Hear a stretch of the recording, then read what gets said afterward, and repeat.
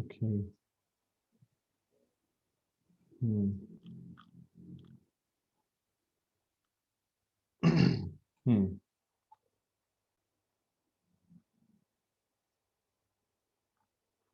Just a minute. I'm just sharing the screen and then we will.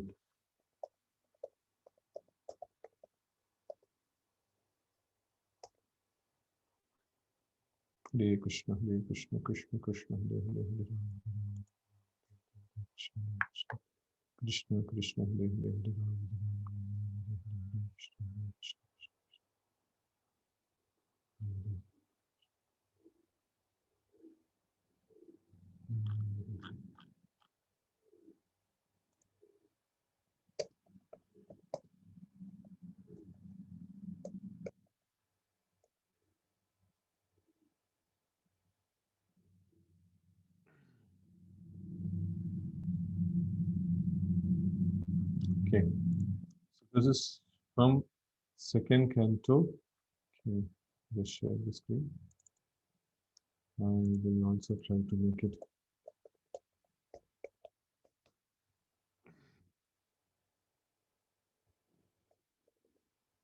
Hmm. So, the Supreme Lord himself, to Lord Brahma, he gives the whole of the philosophy in a nutshell. So, this is going to be there in four shlokas. So, the first shloka is here. Aham evasam evagre nanyat yat sad asat param paschad aham etad cha yo vasishteta sosmi aham. So, here he is telling to Lord Brahma, the Lord is addressing Lord Brahma. Brahma is, it is I, the personality of Godhead, who was existing before the creation when there was nothing but myself, nor was there the material nature, the cause of this creation. That which you see now is also I, the personality of Godhead. And after annihilation, what remains will also be I, the personality of Godhead. So this is the first sloka. And then the second is कृतेर्थं यत् प्रतीयेत न प्रतीयेत चात्मनि तद् विद्यात् आत्मनो मायां यथा भासो यथा तमः. O Brahma, whatever appears to be of any value, if it is without relation to me, has no reality. Know it as my illusory energy, that reflection which appears to be in darkness. Text 35. Yata mahanthi bhutani bhuteshu cha Vaseshvanu pravishtani apravishtani tata teshu na teshvaham. O Brahma, please know that the universal elements enter into the cosmos and at the same time do not enter into the cosmos.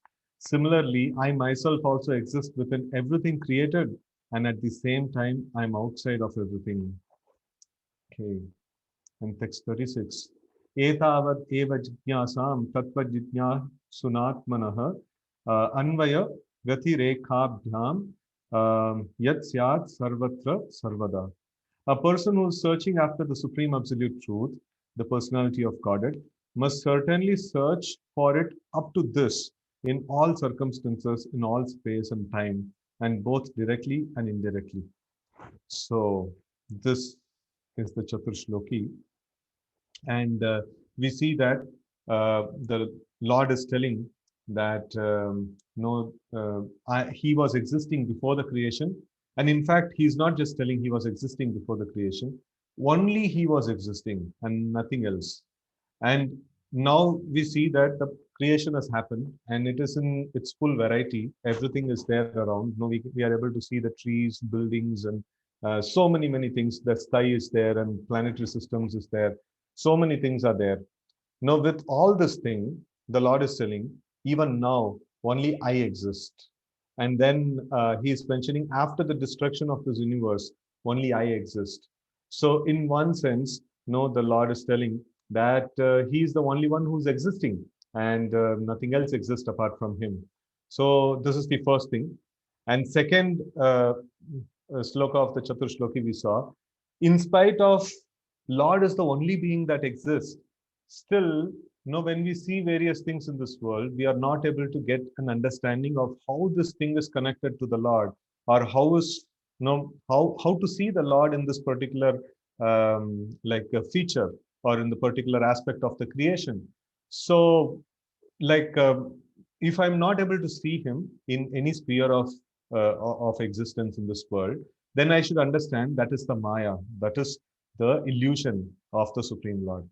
And because everything is that exists is the only Lord. So like Lord is there.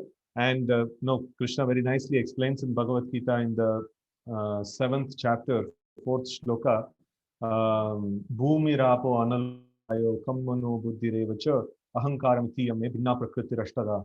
So he tells that there are 8 material elements, no, bhumi, no, earth, water, fire, air, ether, then mind, intelligence, and false ego, right? So this Ashtada, so this is like Binna Prakriti. This is a Prakriti, this is my nature or my energy, which is separated from me, no, Binna Prakriti Ashtada. And then immediately the next loka he says, Aparayam itastvanyam. So like till now, whatever I have described as apara, or it is lower, no, or inferior energy of mind. Itastvanyam, there is another energy of mind is there, that is like aparayam itastvanyam prakritim viddhime param. So there is a divine, or there is a superior prakriti of mind is there. And what is that superior prakriti of mind? And jiva bhuta mahabaho edam darite jagat. So all of us, the jivas, the living entities, no, we are considered to be a little higher energy than the material inferior nature. So now, with this, we understand, no, whatever we see in this world is made of this earth, water, fire, air, ether, mind, intelligence, and false ego. And apart from that, what remains is the soul, the living entity. So Krishna puts all of them, categorically in his energies. So effectively, Krishna is the only person that exists, and whatever else that exists is his energies. So energy and energetic are non-different. So now, just like if there is a fire, no, the heat and light are inseparable part and parcel of a fire. No, you cannot separate heat and light from the fire. So if suddenly like you are able to feel some heat somewhere, immediately you will be able to see that, oh, something is burning over there, right? So we will have that immediate understanding that something may be burning. And like in the same way, if you are able to see earth, water, fire, air, ether, that means behind this there is Lord. No, it is a symptom of the Lord, because the Lord's energies, like we can actually understand the Lord, we can actually see the Lord through his energies. So we see that no, anywhere, any element that we see in this world, immediately it should remind us of Krishna. Just like when we feel the heat, immediately we understand, we the first question that comes is like, where is the fire? Know how to put off the fire. So that's what comes into the mind. In the same way, when we see anything in this world, immediately it should remind us of Krishna. If it doesn't remind us of Krishna, that means it is illusion. No, illusion is not that object is illusion. No, I am an illusion because I am not able to see that object's connection with Krishna, because everything that exists is connected to Krishna. Everything that exists is simply his energies. No, that nothing but Krishna and his energies, and nothing else exists in the whole creation. So now with this understanding, the first two shlokas, we are kind of able to get some idea of the Lord is there and nothing else exists apart from the Lord. And everything that we see apart from the Lord is his energies, and that is tightly connected to the Lord. And if I am not able to see that connection, I am an illusion. And then the third thing that Krishna mentions is the Lord is present in the creation, and the Lord is no like he's there in the creation and he's there outside the creation also. And no, he's present everywhere. He's a sarva vyapi, right? And then the fourth shloka talks about what is our duty. Our duty as a sincere practitioner of Krishna consciousness is to search out the absolute truth to that extent that we are able to see the Lord in every single aspect, see the Lord in like everywhere, like in micro zone and in the macro zone. In everywhere, we must be able to perceive the Lord. We must be able to see the Lord. So then that is called then that is complete realization. That's like kind of very complete understanding of the tattva, of the truth. So, so with this, like this is a basic thing that I spoken about. Any questions at this point in time? And you may like put in your questions, like whatever you had before. And also like we will progressively explore and come to the point of like the highest no stature of Krishna consciousness, right from the basic building blocks. Any questions at this point in time? Prabhuji, I have one question. Yes, Momo. Prabhuji, see, the thing is that I keep on doing chanting and other things on a regular basis, but it keeps on wavering it out because sometimes the office work takes a toll, or sometimes, I mean, most of the times it is office work only that keeps on taking because of the pressure of the work and other things. How do we basically see to it that we can become stabilized in our regular what we are doing for God and chanting and all those things? Because I have been trying couple of things but never got succeeded. That's why I wanted to know from your experience that how we can get this in a success manner, that we are regularly doing it out, regular principles are followed and other things. Okay. See, now, today we had set a stage of a little bit of philosophical discussion, wherein we are trying to understand the world or everything that exists in the whole creation. How is it in relation with Krishna and things like that? So once we come to a very good amount of understanding of clarity of the existence in itself and its connection with Krishna, so then gradually towards the end of the session, probably we will be able to come to this answer, how to actually focus. So one aspect, just I'll give a little glimpse of it. So one aspect of focus is, when imagine like if one of our family members are in deep crisis, maybe health crisis or financial crisis or whatever may be the thing. So immediately our attention goes there. Why our attention goes there? Because that person is very important for me, and then he's in some trouble, and I should get involved, and like it is something very close to me. It is related to me, right? So I'm able to have a kind of connection and relation. It is there. So when that relation is very solidly established, then anything happens there. Immediately my attention goes there. So now in this session, we are going to approach this problem as we had set a philosophical stage already. So we are going to approach this problem in terms of how am I related to Krishna, and how thick is this relationship, and how dispensable or indispensable this relationship is, and how am I related to every other object in this world. No, right? So when we understand all these things, and when the Sambandha Gyan, this is called as Sambandha Gyan. So the very, very important initial building block of the philosophical understanding. Once the Sambandha Gyan is very solidly established, then we will see that our relationship with Krishna becomes meaningful. And then we find a lot of focus in our sadhana practice also, because that's very important for us, because it's very close to me. So that we will, let's drive the discussion in that direction. I heard that some of you had a doubt about Hare Krishna. Who is this? What's your name? Haribol. Hello, my name is Kushi. Krishi. Nice. Hare Krishna. Your name is Krishi. Yes. Okay. What are you doing? I'm just irritating Mama.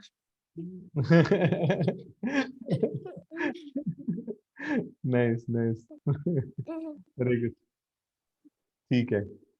So, like, yeah. So, what is? So I think some of you had some doubts in this connection, or in this direction and things like that.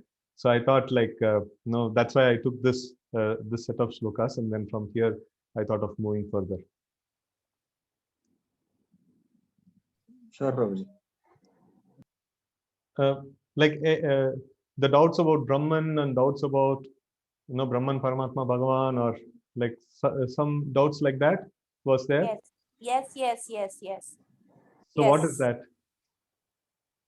What I have understood is that Brahma is the soul, the living entity inside us, that is soul. Paramatma is that soul we see in kya kahenge, very small part of the super soul which we see in each and every human being. That is Paramatma. and Bhagwan is Shri Krishna. Okay. So there is a nice shloka from Srimad Bhagavatam which says, Vadanti tat tattvavidas tattvamegnanam advayam brahmeti paramatmeti bhagavaniti sabhyate. So this says, Vadanti means, no, people speak. Vadanti tat, who speak? Tattvavidas. No, those who have seen the truth. No, they speak. So, like, what do they speak about? Vadanti tat tattvavidas tattvam. No, they speak about the truth. They have seen the truth and they are speaking about the truth. And what do they speak? How do they describe this truth? So they say Brahma iti. No, they say it is Brahma. And Paramatma iti. They say it is Paramatma.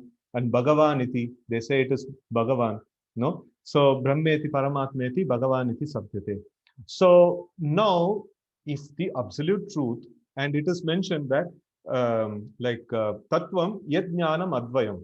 So that absolute truth is Advayam. It is not two different entities or three different entities. Here, Brahma iti, Paramatma iti, Bhagavan iti, three things they have told, but actually they are seeing the same object and they are telling about different things.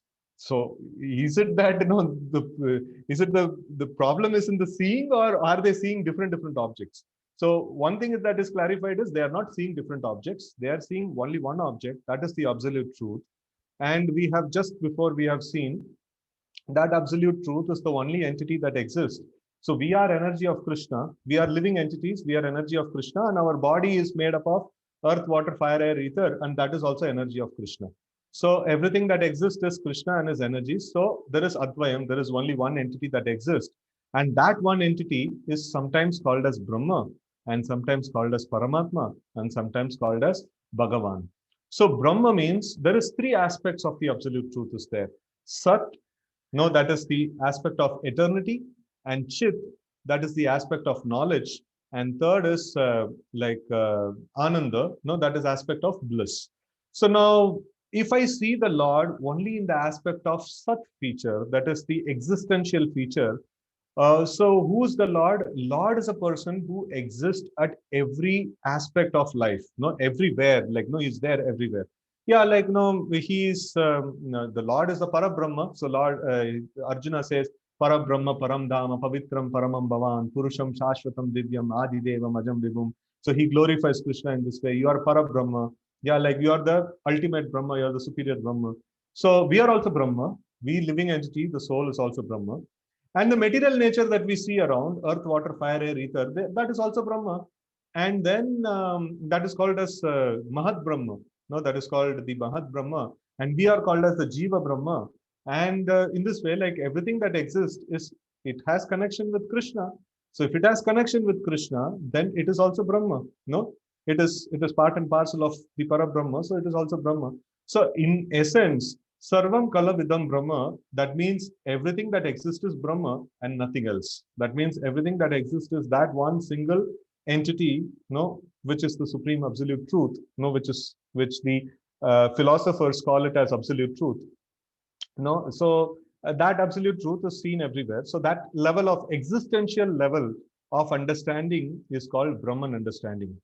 And then Paramatma understanding means, okay, this Lord, he is not just existing everywhere, he is cognizant of everything, and he has complete control of everything. No, he is the creator, maintainer, destroyer, no, of everything. And then what else is there? Matta smrita jnanam apohanam cha. He gives the knowledge, remembrance, and forgetfulness. And Ishvara sarva bhutanam hridadesha arjuna tishtati brahmayan sarva bhutani yantrarudani maya. He controls the wanderings or roaming around. Brahmayan means like, no, moving, no. So wanderings of all living entities. So this is the feature of Paramatma. So Paramatma means he exists everywhere, and not just exists everywhere, he understands, he is cognizant of everything, and he creates, maintains, and destroys everything. And he can give me remembrance, knowledge, and forgetfulness. And he directs the wanderings of all the living entities. Literally, he is in complete control of everything that's happening in this universe. So this is also a vision of the Supreme Lord. No? So the first Brahman realization, it's not wrong realization, it is right realization, but it is a very, very partial realization. And Paramatma realization, that is also not wrong realization. It is one step ahead. No, it is a little more clearer understanding of the absolute truth. And Bhagavan realization means, oh, he is present everywhere, and he controls and he manages and does everything of this world. And on top of it, he is also a very lovable person. He is so merciful person. He is so amazing person. He is so beautiful, and he is worth taking shelter of. No, like he is the ashraya. No, he is my shelter. He's, if I dedicate my life, no, for his service, no, that is really amazing. That's so wonderful, no, to do that particular thing. So this is an vision of this one, Bhagavan feature of the Lord. So in Bhagavad Gita also, the first knowledge that is mentioned is about, no, we are not the body, we are the soul. No, that's the existential aspect. No, that's the Brahma Gyan. No, and and also like how we are relating with this world, like, no, what all these various objects that are there in this world. No, that is also like Brahman, and we are also Brahman. So we are connected to the Supreme Lord. So that is one. And then Paramatma Gyan is given. So that is a more confidential knowledge. And then the Bhagavan knowledge is also given. That is most confidential knowledge. So in this way, three different levels of knowledge is revealed in Bhagavad Gita also. So that is about the Brahman, Paramatma and Bhagavan. So it is all about the same person, same single one entity, but the depth of understanding varies. Sometimes the analogy is given that if you see a mountain range from a faraway distant place, so you will be able to see a green cover, huge green cover is there, and it looks like a green blanket only, and that's like Brahman understanding.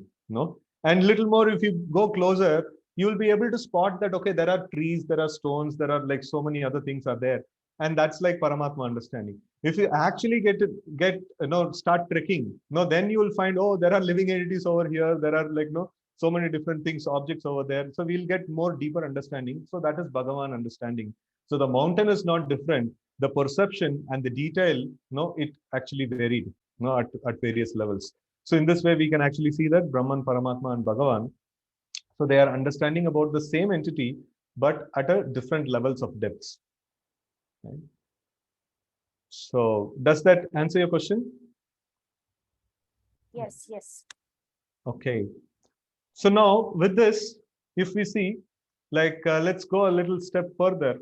Now we see that it's not just under this understanding of Brahman, Paramatma, and Bhagavan, it is more deeper. It is just, we have just touched this topic in a very, very surface level.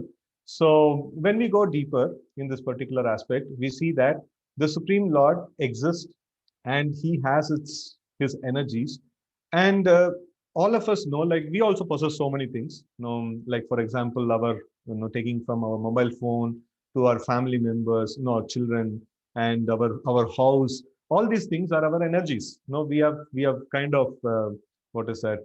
It's come out of our earnings, and it come out of our endeavors and things like that. And naturally, a particular entity that belongs to me should be used in my service, right? So if somebody takes my mobile phone and walks off, I'll say, like, no, he's a thief. Like, he's just taking my stuff out.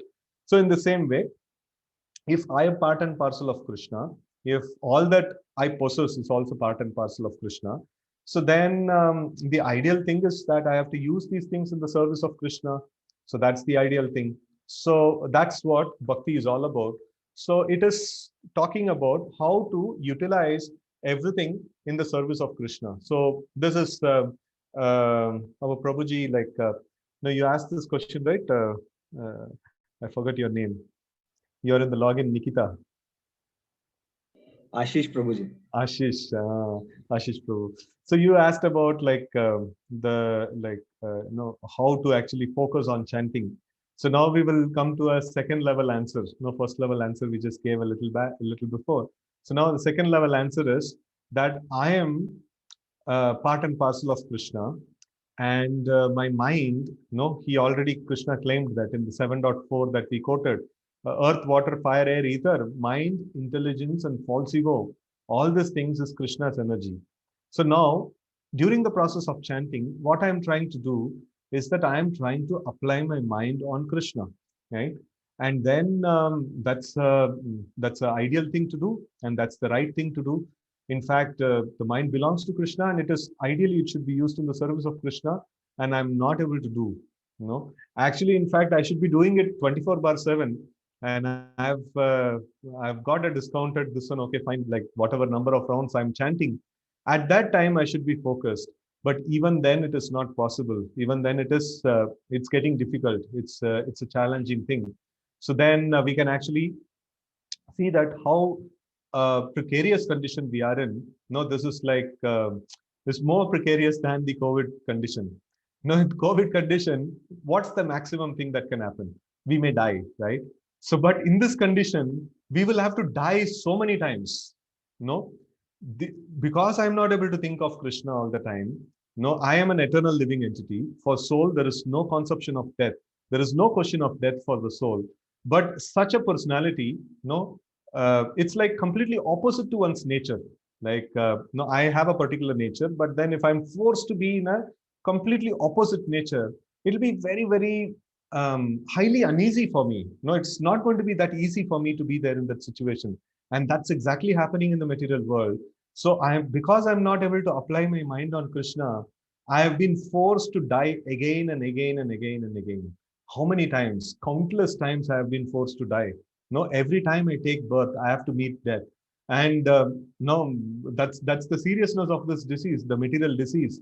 So wherein the focus, the mind is dragged to some material thought process, or the focus is not being applied exclusively on the thought of Krishna, right? So this is a very great problem in hand, So at least coronavirus, like people are able to understand, because this process of death is anyways there, but it is expedited, and the process of suffering is also always there, always been there.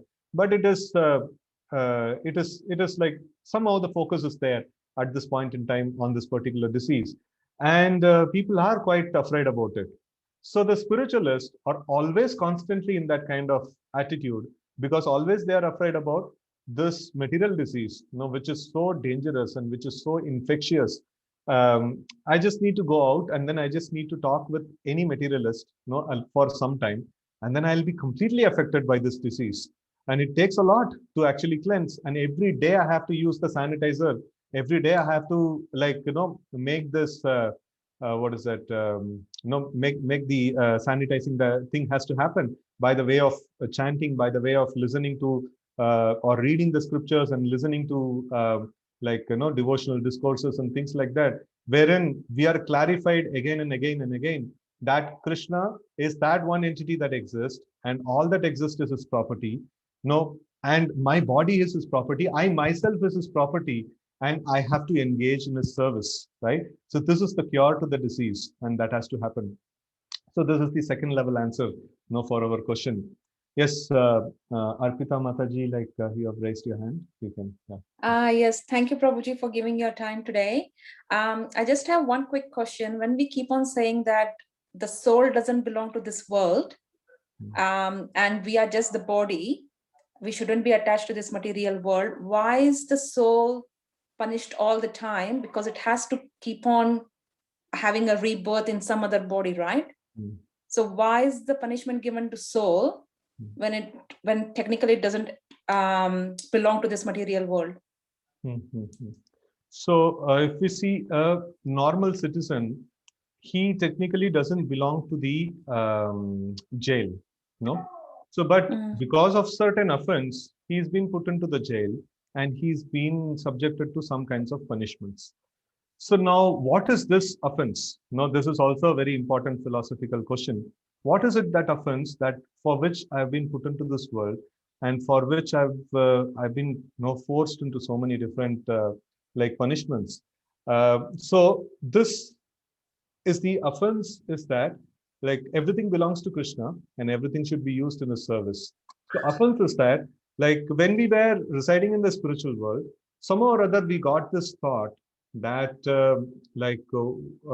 why not I be independent? Why should I be under the control of the Lord? Why should I be offering pleasure to the Lord? And no, why not? Why only he is there in the center? Why not me? Right? So then the Lord says, okay, fine, like you can actually try it out. And till the time I am there in the scene, you will not be able to have that feel that I am the independent enjoyer. So if you have to be there in the center, then you have to forget me. No, if Lord is there in the picture and he is the like imagine that fire is there and fire has its light and heat, and the central object is the fire, and the fire is the generating source of the light and heat. And now if the light wants to be the generating source, light want to show itself saying that I am the source of the heat, I am the source of the fire. So that must be illusion only. No, that cannot happen in the reality. And that's how in this material world, like we are put into illusion because this is our desire. We wanted to be there in the center. We wanted to be away from Krishna. So Krishna has to hide himself. And that is when we can actually think, oh, I have certain things under my control. I can do things. I can create things. I am the creator of this. I am the maintainer of this. I am like, like all these aspects can only be felt if Krishna is absent from the picture. If Krishna is there in the picture, everything we will very easily be able to see that, okay, he's the creator, he's the maintainer, he's the destroyer, and he's the manager of everything. Like, I am just an assistant of him. I am just a part and parcel of him. I'm just a tool in his hand, right? So that clarity will come. So now I don't want that clarity because I want to be there in the center. So now this is nicely explained in a graphical way with the sun, clouds, and an observer on the ground. So now this Maya or the illusion is also a product of Krishna only. No, Maya Dakshena Prakriti Suyate Sacharacharam. So Krishna says, like, I am the Adhyaksha, I am the controller of the Prakriti or material nature. And then he says, the other shloka wherein he says that Daivi Esha Gunamayi Mama Maya Duratyaya. He says that this material energy is my energy. No, you cannot overcome it because it's my energy. And when you take shelter of me, you will be able to overcome this Maya. No, because I will control the Maya. You take shelter of me, I will control the Maya, then you will be able to be free from it. So you will not be able to handle it by yourself. That's what Krishna mentions. So now the sun is compared to Krishna in this analogy, sun, cloud, and the observer. Sun is compared to Krishna, and the cloud is the Maya. The cloud covers the sun. Is the cloud greater than the sun that it covers the sun? No. If we see the cloud, it cannot cover the entire sun. For me, if I'm observing from this particular angle, I see that the sun is covered because a cloud is covering this patch of the sun, this patch of the vision. So if I go a few kilometers away, maybe I'll get a clear sun, where the cloud is not covering. So cloud is not greater than Krishna. Cloud is not greater than the sun. Cloud is a product of the sun, and cloud is controlled by the sun. The sun evaporates the water and it can produce the cloud. And if sun wants to dissipate the cloud, it just have to shine very brightly and then all the clouds will be dissipated. So the sun has complete control over the cloud, and the observer, standing in the ground, he is trying to see the sun. He is trying to get clarity. So how will I get clarity? If I want to see anything in this world, I need to have light. If light is not there, if it is pitch dark, forget about like our electricity and bulbs and stuffs like that. You imagine that nothing is there. Only source of light that exists is sun. And if sun is completely covered by thick dark clouds and pitch dark everywhere, so at this point in time, I will not be able to see anything clearly. That's the state of existence in this material world, where we are existing, but we are not able to see anything clearly. We have an illusion. Okay, I'm seeing a wall. In front of me there is some chair is there, and there is some water glass is there, and no water bottle is there, and stuff like that. So I think I'm able to see certain things, but actually I'm an illusion. Actually, I'm in complete darkness. I'm not able to see its connection to Krishna. I'm not able to see it perfectly. I'm not able to see even one single object perfectly with its complete source and complete connection to the Supreme Lord. So I'm existing in complete darkness because I'm not able to see Krishna.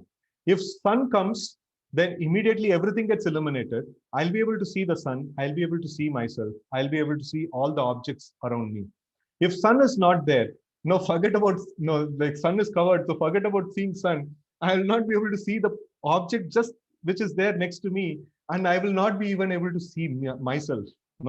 imagine like I'm hurt, somewhere in darkness, and then I'm bleeding. I'll not be able to know, like, how much blood is coming and know what's happening to me and stuff like that. So that's the state of existence in this material world, where Krishna has covered himself up. And why he has done that? Because of our desire. So we had asked him that I want to be separate from you. I don't want to be there with you. I want to see myself as the center of attraction, center of everything, what I do. And even if the circle is very small, I want to be there in the center. Give me my own small circle of existence. And we just got that. And now the problem is, it comes with so much of problem. All of us have experience of walking in the dark. Every step is this one, like, where am I keeping? Like, is there a pit over there? Is there some object over there? Will I topple over there and things like that? So every inch is a problem. Every inch of my activity is a problem. So that's how this darkness actually creates fear. Bhayam ditya dabinivesha tasya. So when I'm not able to see the objects, the existence of the objects and its connection with Krishna, immediately fear comes into existence, and there is a struggle for existence actually starts. And what's the solution? The solution is Krishna consciousness. Again, I have to go to the illumination. Again, I have to see the sun, and the sun can only dissipate the darkness. Sun can only dissipate the Maya, and I have to submit my petition. Oh my Lord, please remove this illusion, so that I'll be able to see you. I'll be able to see myself. Self-realization means like to understand myself, to understand everything around me, and to understand Krishna. Right? So please remove this illusion so that I will be able to see you. I'll be able to have your darshan. So this analogy also brings in a very important aspect. That is, everything in this equation. If you see what is there in the capacity of the observer can only make a request. And whether the sun reveals itself or whether the sun covers itself, it is completely at the mercy of the sun, and we don't have any control of it. So if I have to chant, now we come to the third level of the answer for, I'm sorry, Prabhu, I again forgot your name. Ashish, Prabhu, yeah. So the third level of the answer is that even if I try, how much ever I try, I will not be able to concentrate on the names of the Lord, because it is a mercy of the Lord. I have to petition to the Lord, and the Lord has to grant me, right? So first is that we have to get to a prayerful mood and understand that I am in the deep darkness of illusion in this material world. And how will I be able to come out of this? Oh my Lord, please shower your mercy. If you don't keep mercy on me, then how will I be able to see you? Until unless you reveal yourself to me, it's not going to happen.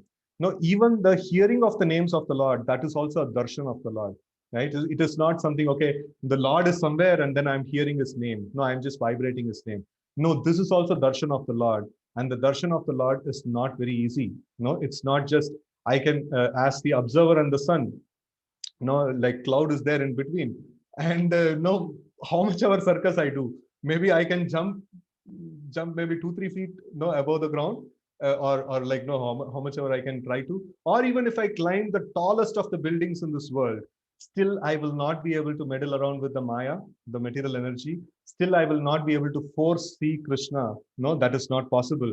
It has to be by the mercy of Krishna, right? So this is the third level of the answer, that we have to beg for the mercy of the Lord. And until unless if we beg for the mercy of the Lord, we will not be able to get. Lord has to reveal. It is not in my capacity. When I understand it is not there in my capacity and I badly want it, so we can actually learn this thing from the beggars in the street. So they're really hungry and they are really in need of something. And they know that you have something. You can actually make some difference in their life. And they really literally come and beg, saying that, no, sir, please give me something. Please give me something. If you don't give me anything, I'll have to starve. No, I don't have any other option. So that is how important it is. And that's how this last shloka, by setting this context, I'll again display the last shloka of the Chaturshloki. We see that a person who is searching after the supreme absolute truth, the personality of Godhead, must certainly search for it up to this. Till what point? The Lord is existing in every single atom, and the Lord is existing outside. The Lord is existing everywhere. and I'm not able to perceive it. No, I have to perceive it. No, so to that extent, and in all circumstances, in all space, in all time, both directly and indirectly, right? So this is the intense practice of Krishna consciousness, wherein a sadhaka is very eager to see Krishna, is very, very eager to have the audience of Krishna, like in the form of holy name, to start with. So in the form of the holy name, he wants to very eagerly have the association of Krishna, and he feels a complete vacancy in the absence of this thing. If I'm not able to focus, if I'm not able to hear clearly the holy names of the Lord being chanted, being vibrated, and then I'm not able to absorb myself in the process of chanting, then what's the use of my life? No, I have been going through this process of birth and death, innumerable times, and now I'm petitioning, like, please, give me this audience, please give me your, audience, please shower your mercy upon me, and I'm just having hope against the hope that I will be able to get the mercy of the Lord, and in this way I'm trying to approach. This is the highest, perfection of philosophical understanding, right? So still we have seen everything in brief, but I have just brought from the initial level of understanding, to the intermediate level and to the highest level of understanding. So this is the perfection of Krishna consciousness, right? So with this, any questions or any reflections on this point we can take?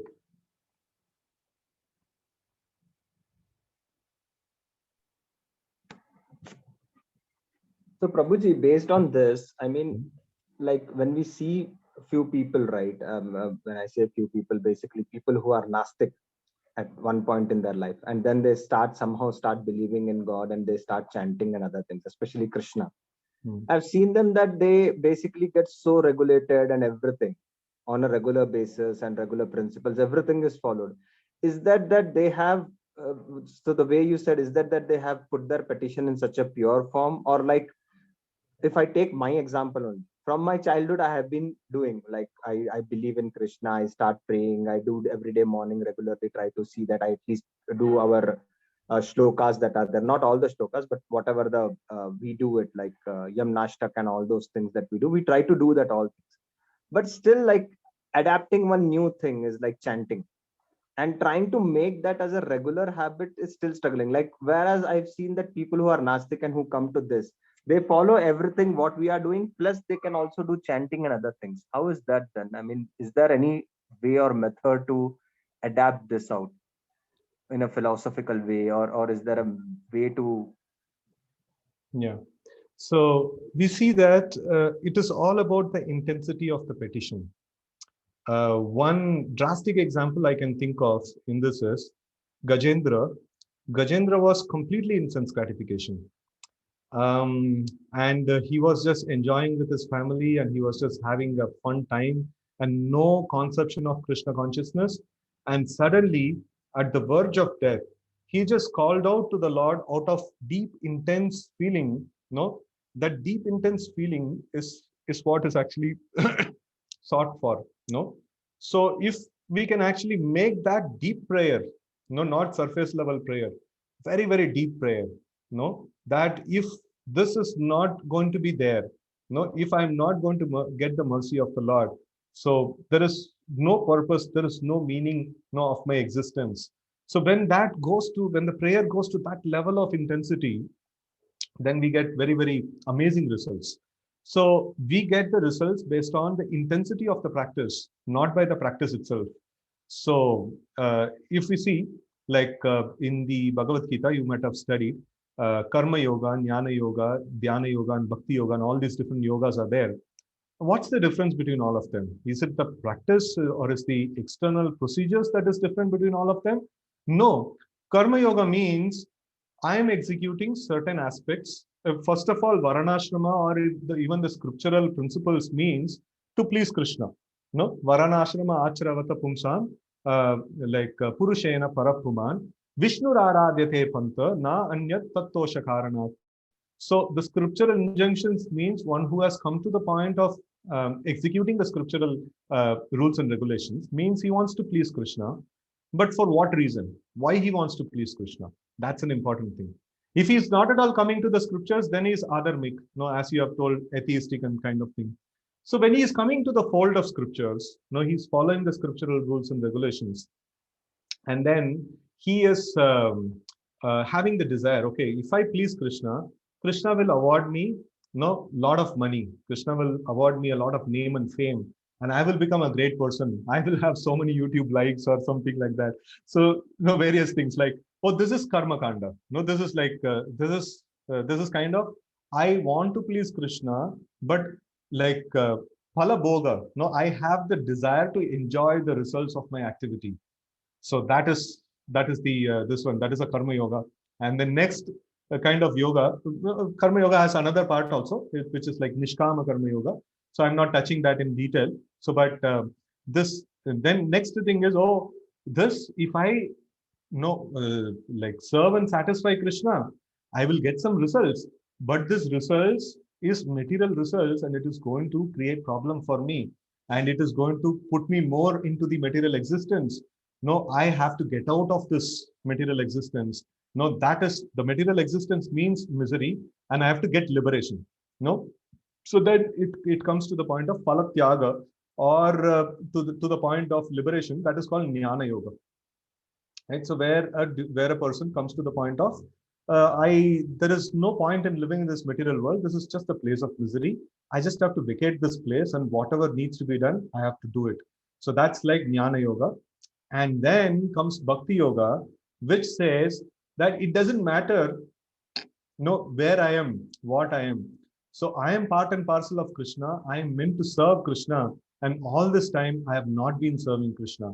I am not even able to understand where he is and how he is. And I'm not even able to perceive him in his holy names, in his murti, in his this one. I'm not able to perceive him. He's that personality who's my master and who's everything, who's sarvasva for me. And I'm not able to perceive that thing.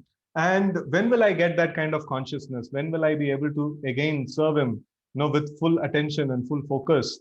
That kind of hankering is bhakti yoga, right?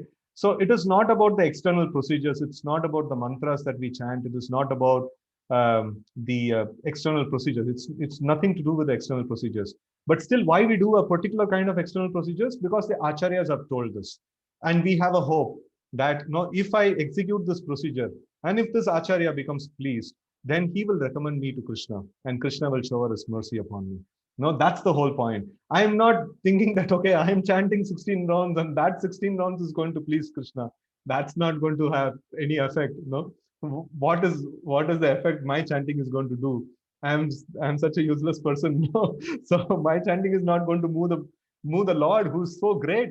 There is other great personalities. My spiritual master is there, and there are many acharyas are there, and they have given some certain things, taking compassion upon fallen souls like me, and they have given certain procedures, and I'm very eager to execute those procedures. And what is a goal that I'm expecting? That they may be pleased with me. Okay, and what is the ultimate goal that I'm expecting? If they are pleased with me, then they will put me in proper kind of knowledge. They will reveal the proper kind of knowledge to me, and they will reveal Krishna to me, and then I can be there, situated in my original position as a servant of Krishna, right? So that's the way we actually look at it. So the procedures in itself, the life actually comes from the intensity. The procedures are externals. Hare Krishna. Hope that answers. Yes, Prabhuji. Thank you. Yes. So one more shloka to add up to is in the Srimad Bhagavatam. It says, Akama sarva kamavo moksha kama udaradi tivrena bhakti yogena yajeta purusham param. It says, Akama, you have all the desires in this world. Sarva kama, like akama means like you don't have any desires, material desires. That means you want to get liberation. And akama sarva kama, you have all the desires. And then moksha kama, you have the desire for liberation. Whatever may be this one, tivrena bhakti yogena, execute devotional service with full intensity. So when we do this thing, ejeta purusham param, like tivrena bhakti yogena, ejeta purusham param. So we have to take up to this process of bhakti yoga. That is, bhakti yoga means navavida bhakti, shravanam, kirtanam, vishnu smaranam, pada sevanam, archanam, vandanam, dashyam, sakyam, Atmanivedanam. And in that specifically, the Yoga Dharma is chanting the names of the Lord. And this chanting, no Kirtanam and accompanied with Shravanam, if this Shravanam and Kirtanam is done very intensely, no, and if any service that is possible, with our capacity at this point in time, we are distanced out and we are, we are not able to go to the temples and we are not able to render service. So whatever is in our capacity, so we can try to do some service to the Lord. And in that way, Tibrena Bhakti Yogena, this is the key actually. The intensity of practice is the key. When we have intense practice, so then we will see that we will be able to make tangible progress, and we will see like a lot of progress that can happen, by the intense practice.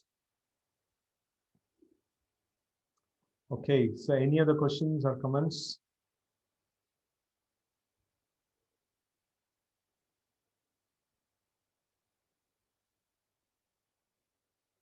Hare Krishna.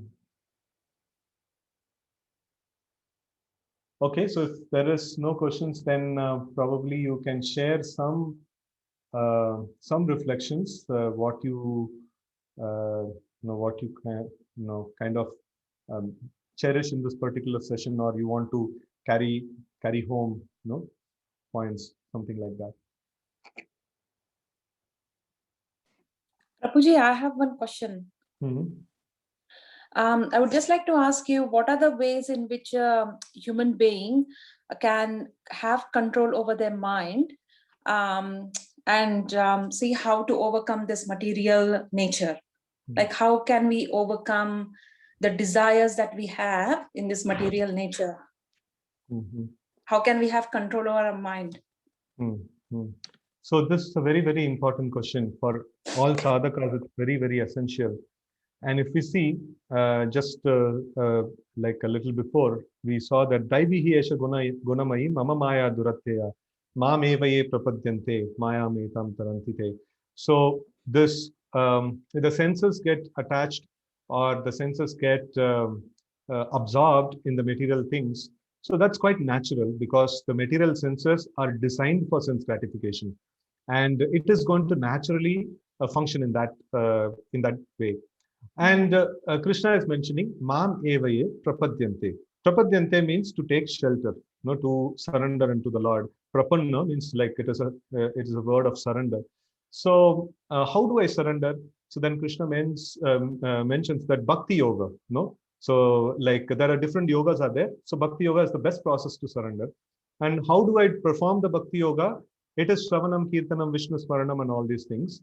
And in the second chapter of Bhagavad Gita, I forget which sloka it is, but Srila Prabhupada actually puts down the whole of Ambarish Maharaj's qualities. That's a very, very amazing thing to meditate upon. So this Ambarish Maharaj's qualities, it is mentioned in 3 shlokas, and they are of very amazing set of instructions, or amazing set of things to meditate upon and to implement.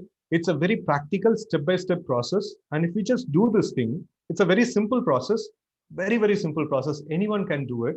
And then if we do it diligently and with the intention of controlling the mind and applying the mind on Krishna, definitely we will see the result.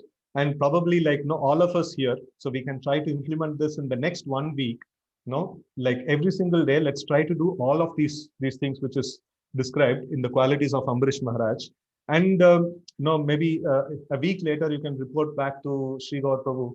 What is your experience? What's your like? How do you feel after doing this process?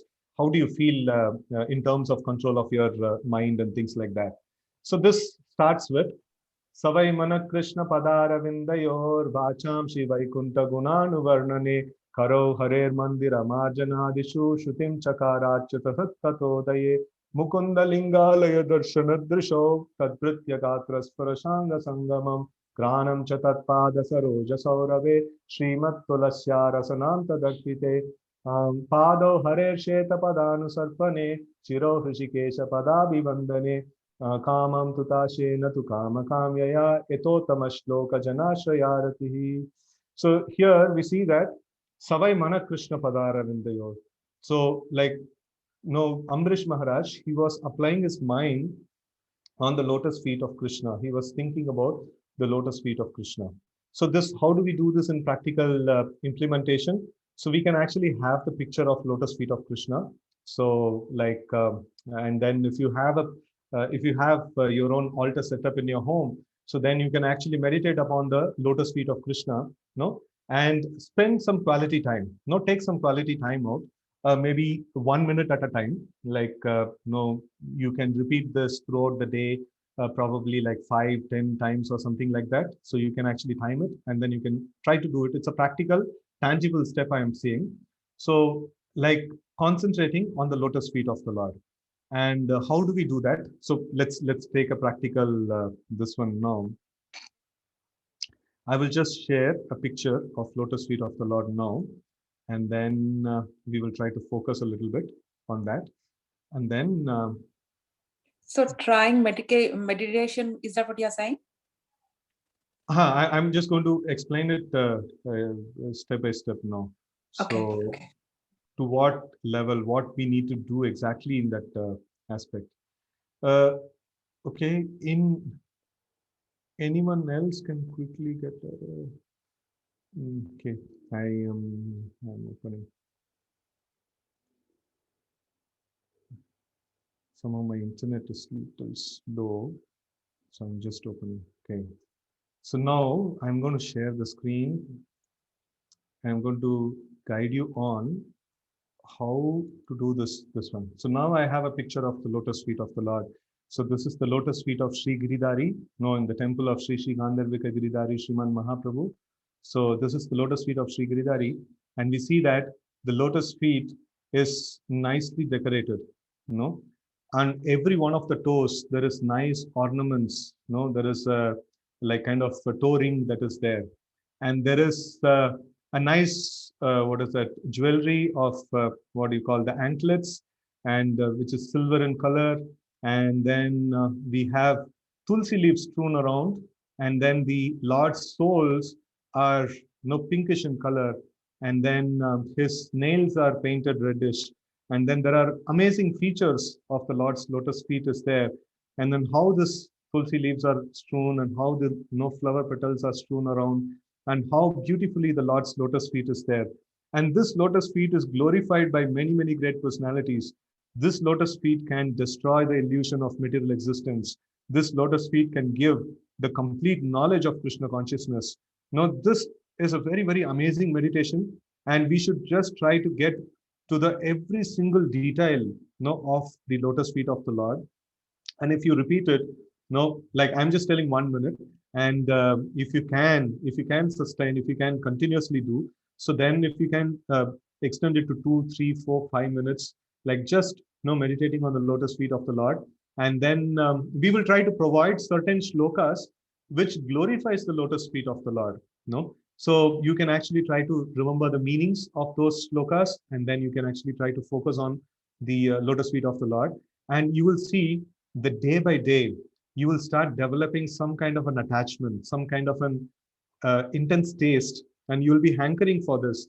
And after some time, even if you close your eyes, you will be able to see exactly all these features, in your mind. You can actually reproduce this whole picture in your mind, right? And remember, this is not a material picture. This is a divine picture, and you cannot force appear this thing in your mind. It is not possible. It requires the mercy of the Lord, and a material thing can be just forced to appear in our mind, but the lotus feet of the Lord that we are taking darshan over here, it's divine, it's completely transcendental, it's completely beyond the material creation, and it is possible only if we have the mercy of the Lord, we will be able to have the attraction. So we should have a prayerful attitude, that may I be able to focus on your lotus feet, may I be able to fix my mind on your lotus feet, right? So this is how we should be able to meditate on the lotus feet of the Lord. So this is the first step, Savai Mana Krishna Pada Aravindayor, right? Arpita Mataji, you want to say something? No, Guruji. No. Okay. So Savai Mana Krishna Pada Aravindayor. Then second is Vachamshi Vaikunta Gunanu Varnane. So how to use my speech every single day. I have to speak about Krishna to somebody. No, I have to glorify Krishna to somebody. And I have to read something, and then I should relish for myself, okay, no, Krishna did this particular thing. No, Krishna killed Putana, or Krishna like no lifted the Govardhan hill, or no, Krishna killed Bakasur, or no, Krishna was like no, he was leaving the Vrindavan and going, and all the Brajavasis was, they were in so much intense pain of separation from Krishna, and they were literally crying, right? So this kind of thing, something that we relish, we can actually share with somebody. And it could be from Bhagavad Gita. It could be like, no, Krishna mentioned this particular thing that, what is that? That sloka that we discussed sometime back, Daivi Esha Gunamayi. So if we have to remember Krishna, it's not possible by my endeavor. It has to be by the mercy of Krishna. So this is all some few small things. No, we can actually tell to our children, or we can tell to our spouses, or we can tell to anyone. Like you just call up your friend or anybody. Like no, you just do Vachamshi Vaikunta Gunanuvarnane. The speech, the capacity of speech should be engaged in describing the glories of the Supreme Lord, or in describing the teachings of the Supreme Lord. So first is Savaimana Krishna Padara Vindayor, second is Vachamshi Vaikunta Gunanuvarnane, and third is what is that? Karo Harer Mandira Marjanadishu. So like hand, kara, has to be used in cleansing the temple of the Lord. So all of you must be having some small altar set up in your home.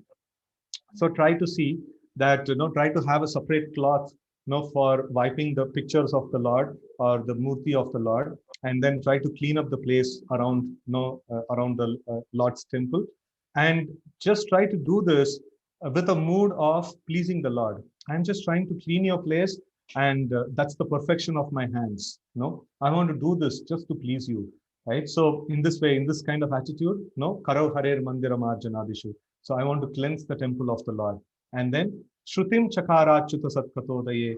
My Shruti, my ears, my capacity of hearing must be used in hearing about the glories of the Lord. So every day we should hear something about the glories of the Lord. Every day I must hear at least one lecture of Srila Prabhupada. We can actually make it a point. So if we can do a full lecture, half an hour, 40 minutes, that's very good. If even that's not possible, like we have very, very nice short snippets are there, 5-minute snippets. So, but I would recommend that at least you hear a half an hour, snippet of Prabhupada's this one. And also, Shravanam also includes reading. So if I read Bhagavad Gita aloud, if I read the text, scripture aloud, so that is also very nice. I'll be able to hear. So Shravanam includes both hearing and reading. So both of these things, are included in Shravanam. So, but still, when a sound vibration comes, it's quite powerful and effective. So, we can hear an audio lecture of Srila Prabhupada. So that will be very nice, actually. And then Shrutim Chakarachyuta Satkatodaye. And then Mukunda Lingalaya Darshana Drisho. So, like, I should go to the temple and then I should take darshan of the Lord. So, okay, so let me be present in front of my small temple in the home.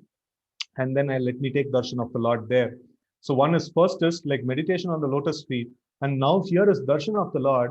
That means I am like giving attention to every single fabric, every single decoration that is there, and every single aspect of the Lord, in the picture or in the murti. I'm going to take darshan of the Lord in that way, right? So, and then Tad Bhritya Gatra Sparashanga Sangamam. So, like touching the bodies of the devotees of the Lord. So, like that, I don't know, like, in the family, like, your child is chanting the names of the Lord. So, like, he or she is also a devotee, and then you can actually, coming in contact with the devotee of the Lord. That's the meaning of that. So that you follow, like, how much ever it's possible. And then Tadvitya Gatra Sparashanga Sangamam, Granam Chatatpada Saroja Saurabe. Like we should offer nice flowers, to the lotus feet of the Lord, and we should try to smell, those flowers, after, like, you offer it in the morning, and then when you put the Lord to rest, there is a procedure in the night when we go to the sleep. So in the same way, we put the Lord also to rest. At the time, we collect all the flowers and tulsi leaves that are offered, and then, we take them, and then we clean the place, and then we put the Lord to rest. And then again, when we, like, morning, when we want to wake up the Lord, again, we clean up the place. Again, we clean the pictures or clean the deities, like, and then we offer fresh flowers and, this one, prayers and things like that. So now at the end of the day, when I'm cleaning the altar, no, I take these flowers and I must smell, no, granam chatat pada saroja saurabe. So I should smell the flowers that are offered to the lotus feet of the Lord, right? So that's the next process. And then the next process is Srimat Tulasya Rasanam Tadarpite. So the tulsi leaves that are offered to the lotus feet of the Lord, I should take and I should chew them and I should taste them. No, taste the tulsi leaves. These tulsi leaves, they are offered at the lotus feet of the Lord, and I'm tasting them. This is filled with Krishna Shakti. It is it is filled with Krishna's potency, and I am able to taste that. Why? Because it is mentioned here. Srimad Tulasya Rasanam Tadarpite. And then Pado Hare Kshetra Padanusarpane. Like we have to use the legs to walk to the temple of the Lord. So we can calculate, okay, fine, like no, I'm going to my altar, in my home altar. So that also like a kind of walking that I'm doing. So, okay, I can just kind of count it. And then Shiro, Rishikesha, like Padabi Vandane, I have to use my head to offer obeisances to the Lord. I have to bow down in front of the Lord and I have to touch my feet to the ground in front of the Lord, right? So I have to do this thing. And then the last is that, kamam tu dashe, natu kama kamye, like my desire, should like I want my desire to be in line with Krishna's desire.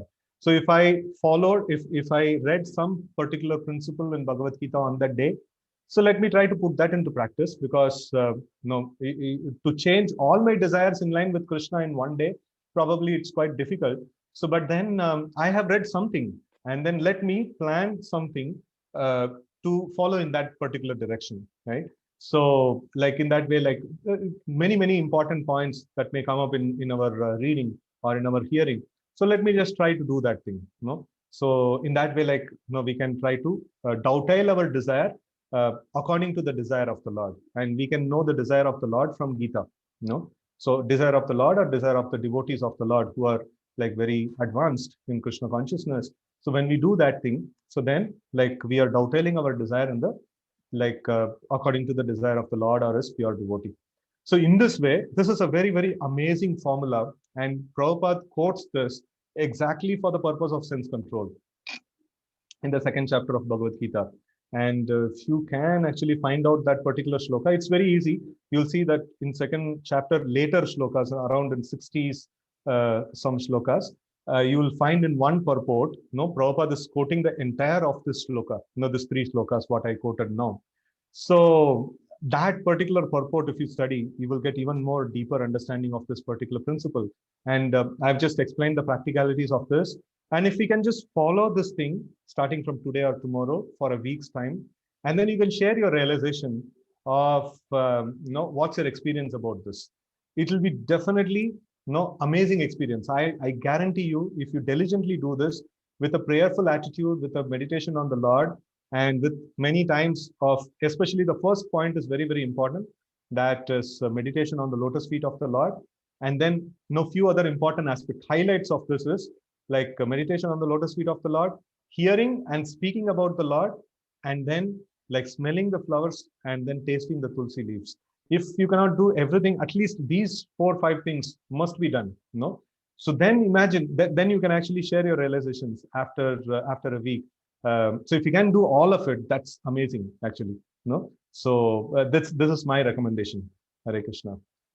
Okay, thank you. Hare Krishna. So any other questions or comments or reflections? It will be nice if I can hear 1 or 2 points from all of you, like what you could, what you would like to take home. I would like to highlight the last 5 points you highlighted, that how can we connect to God, or how can we detach from from this material world. Meditation on lotus feet of Lord. Second, chanting, reading, hearing, and glorifying God, and tasting tulsi leaves and smelling flowers. Nice. Dedicated to offered in the feet of God. Yes, very. Thank you very much. Hare Krishna. So others also can share 1 or 2 points.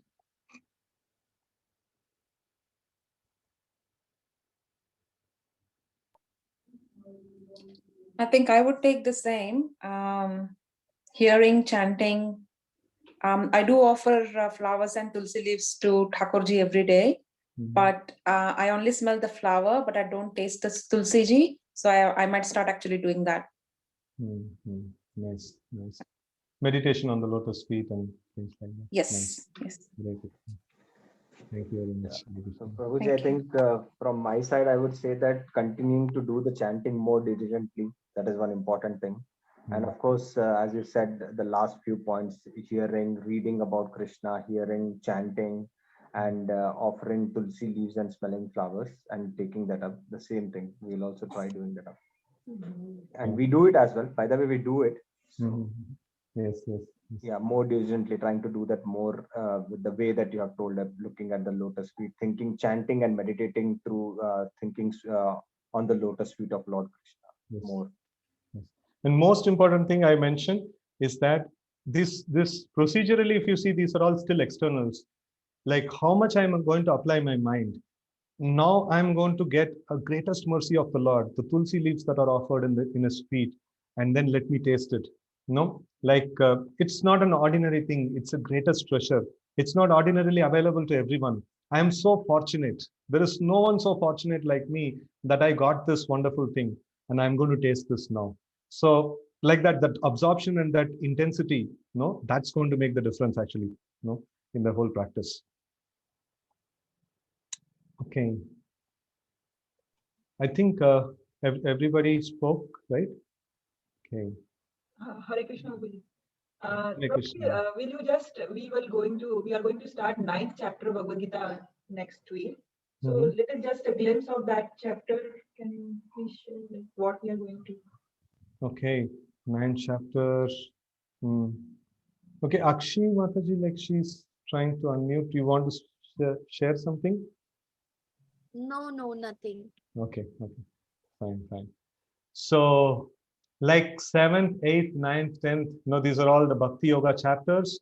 And then if you see, just a minute, I'll just pick up my book as well.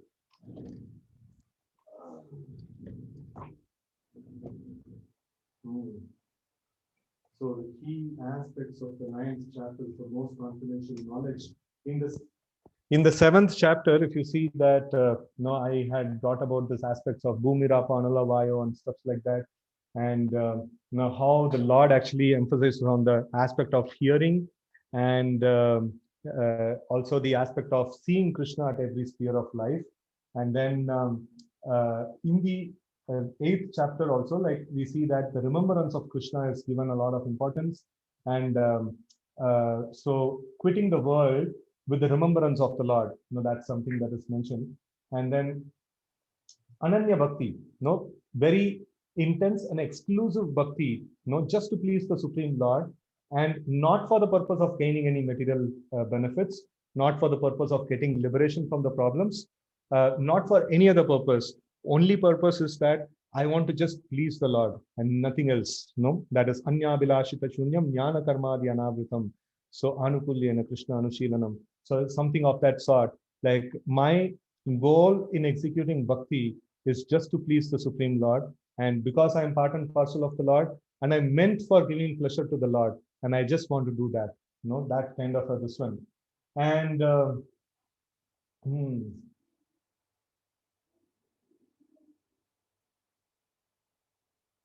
Prabhuji, can I ask a question? Yeah. Like you said, it should be the total goal should be to please the Lord. Yeah. But in my case, it always happens so that I want liberation from this world. So how to direct this this thought to the thought you wanted? Okay. See, now these are all contaminations in the path of bhakti. So obviously, like we will all have various levels of contaminations. So the first level of contamination is called the aspect of wanting to enjoy things in this world at this point in time, no immediate enjoyment.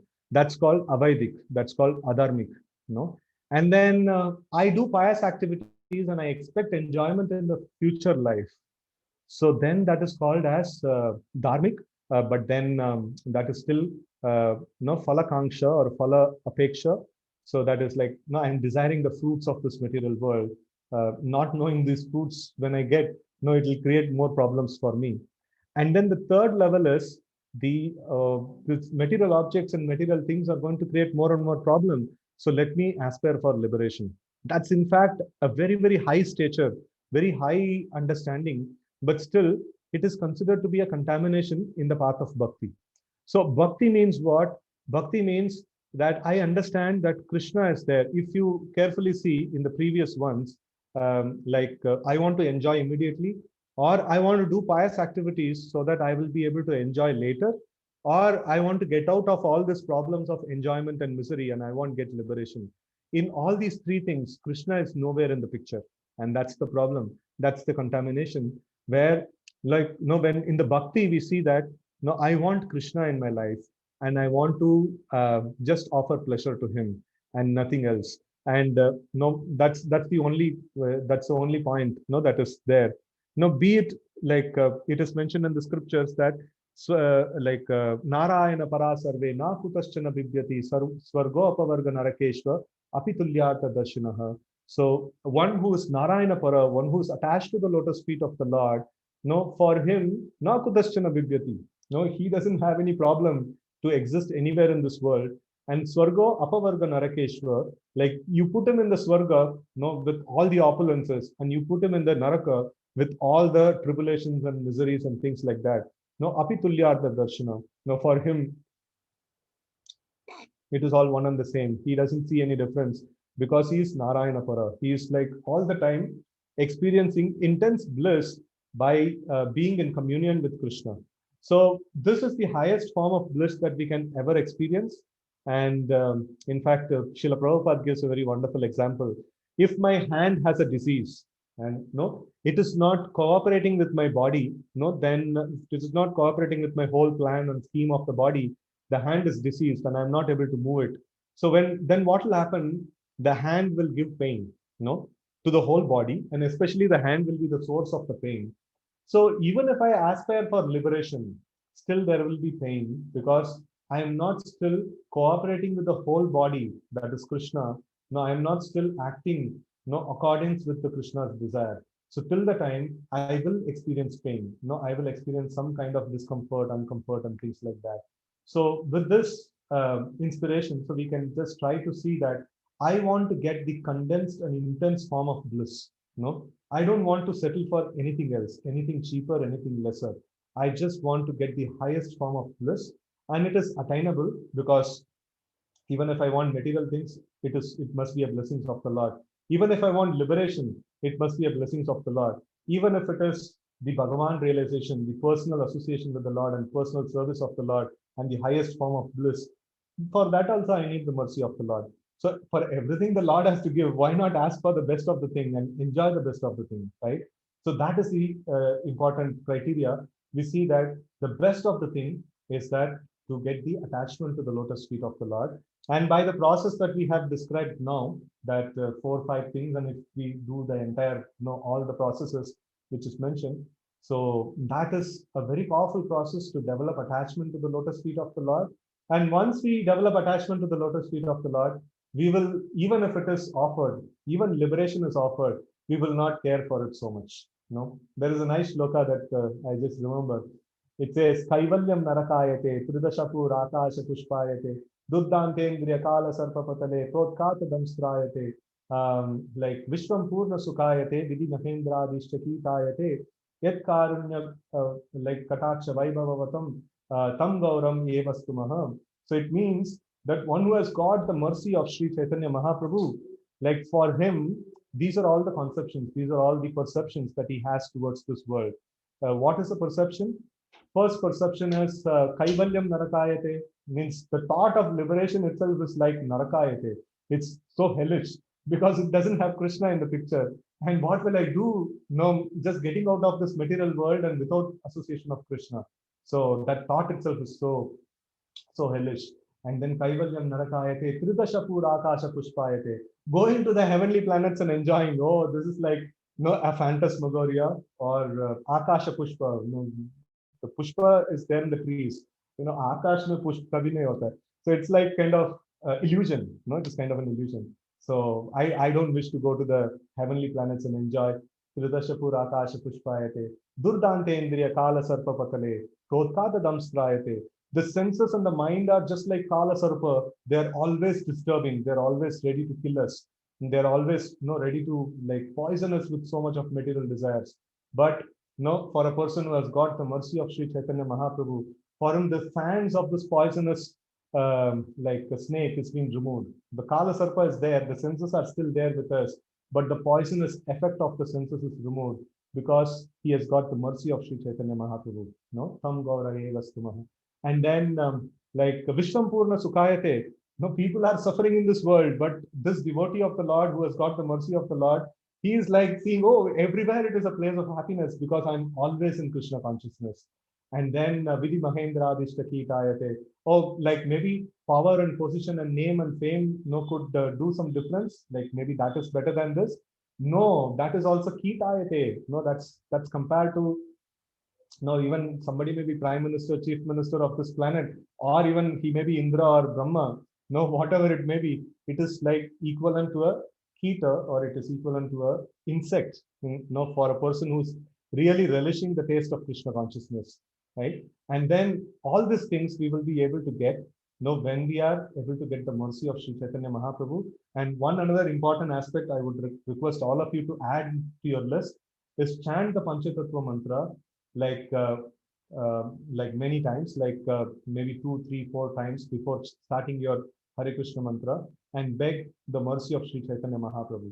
Because if we get that, then this will be the effect. We will not be able to attract it to the liberation. We will be attracted to the lotus feet of the Lord. We will be addicted to the service of the Lord. We will be addicted to offering tulsi leaves, to the lotus feet of the Lord. We will be addicted to decorate the Lord so nicely. We will be addicted to do the services connected to the Lord. Right? So that's how we will become, and we will be addicted to chanting the names of the Lord. So all these things will happen. Definitely it will happen.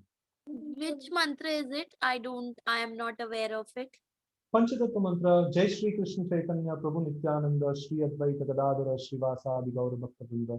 This mantra. Okay. You know this, right? No, I have never chanted this mantra. Maybe I think so. Dr. Sumit chants this mantra before starting the Bhagavad Gita class. So I'll pick up from there and learn this mantra. Yeah. So I hope all of you are chanting few rounds. Yeah. Yeah. So before starting every round, chant at least 2, 3, 4 times. Just chant this Panchatattva mantra. And this is the names of Sri Chaitanya Mahaprabhu, Nityananda Prabhu, who's none other than Balaram, and then Advaita Acharya, and then Gadadhar Pandit and Srivas, like the Panchatattva, the 5 personalities that you may have seen. So you must add this picture to your altar. And right now, if you don't have, you can kind of have them in your mobile or something like that, or in a screen. You can actually have darshan of Panchatattva every day, and then you chant this mantra. It's very, very powerful. Very powerful. Okay, so I think it's quite a good amount of time we spent. So this is the 9th chapter summary. Like I have to, truly speaking, I have to go through it once. Like I was not prepared. Not a problem, Prabhuji. Already time is also so much. So okay, thank you, Prabhuji, for enlightening us. Yes. And we will keep inviting you in the small group again and again. Yes. Everybody can chant one round for Prabhuji, Hare Krishna Mahamantra. We will all chant and thank you, Prabhuji. Hare Krishna. Hare Krishna, Hare Hare Krishna, Krishna Krishna Krishna Krishna, Krishna Hare Hare Hare Hare Rama Ram Rama Hare Hare. Thank you, Prabhuji. Thank you very Hare much. Krishna. Hare Kindly follow those few steps with this Panchatattva mantra also, and then share your realizations with Mataji and Prabhuji the next week. Right? Hare Krishna. Hare Krishna. Krishna. I want to thank you. It was a wonderful enlightening session today. Hare Krishna. Sorry, Prabhuji, he was not able to join because of some medical emergency. His sister is being admitted in some ICU and has to be Oh, transferred. Krishna, Krishna. We'll pray for them also. Like, let's chant one time for them. Okay. Hare Krishna, Hare Krishna, Krishna, Krishna Krishna, Hare Hare, Hare Hare Rama, Hare Rama, Rama Rama Rama Rama, Rama Hare. Hare Krishna. Hare Krishna. Thank you. In Keep spite of coming, all keep- these things, you are organizing this and you're making this. This shows how intense, you people are practicing actually. So thank you very much for inspiring these devotees and keeping them inspired in their Krishna consciousness. It's a great seva that you're doing. Thank you very much, Mataji. Thank you.